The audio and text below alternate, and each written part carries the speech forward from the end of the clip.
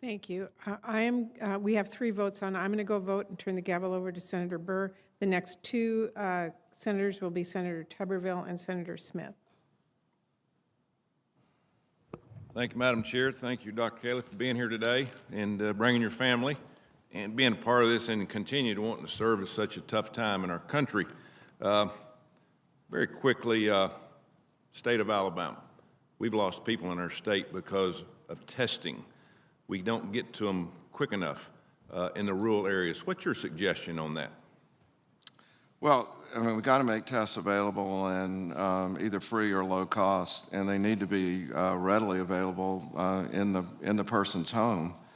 There's also just a tremendous amount of education that we need to do to make sure that people are aware that when they have symptoms or when they think they've been exposed, they should get tested because of the extreme risk, particularly if they're high risk. And in the rural population, as I've already stated, there's a huge amount of common chronic disease that really means that we have a lot of high-risk people in the rural areas.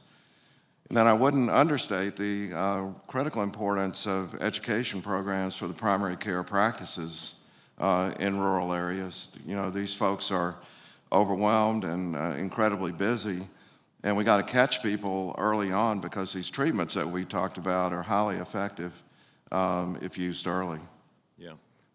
While we're on that subject, what's your thought about this new pill that they've come out with? I forget which company, this new therapeutic that they're saying is very effective. Well, you know, there's a saying, in God we trust, all others must bring data when it comes to the FDA. So the press release is out, I think this morning, on something that looks really exciting.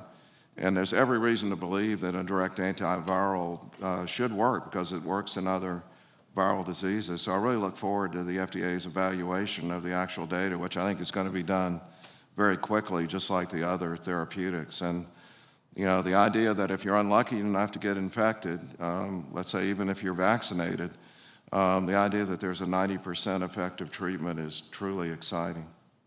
In my former job, the last 10 years of my 40 years of coaching, I'd bring players in, and more each year, higher percentage of kids would come in taking drugs. You'd bring 25 in. 20 years ago, there might be 1, maybe 2 that taking insulin or something like that. Now, you bring 25 in, half of them are taking attention deficit drugs like Ritalin. I think we're overprescribing these drugs. I think we get them involved in drugs at too early of an age.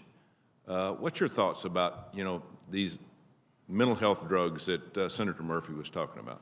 Well, I think there's sort of a Goldilocks thing here, you know, not too big, not too small, and we got to find the right place for each treatment, for each type of problem that people have. And the only way we really know that is to do the clinical studies, get the evidence, and then we know what the risks and benefits are. Too often with children, we've not had the right evidence early on, and the docs are guessing, the prescribers, it may be a nurse practitioner, guessing about what the best treatment is. So, I mean, my answer to this, we've got to double down on getting the evidence. We've talked about some of the ways of doing it already this morning, using electronic health records and such. Once we have the evidence, if someone's prescribing, I think in the example that Senator Hassan said of the opioids, if someone's prescribing a bunch of unnecessary stuff, we need to have a system that deals with that effectively.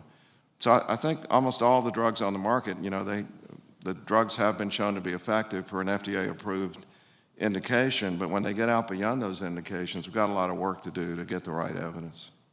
Thank you, Dr. Califf. Senator Smith. Thank you very much. Dr. Califf, welcome to the committee and welcome to your family, and thank you for your willingness to serve again as FDA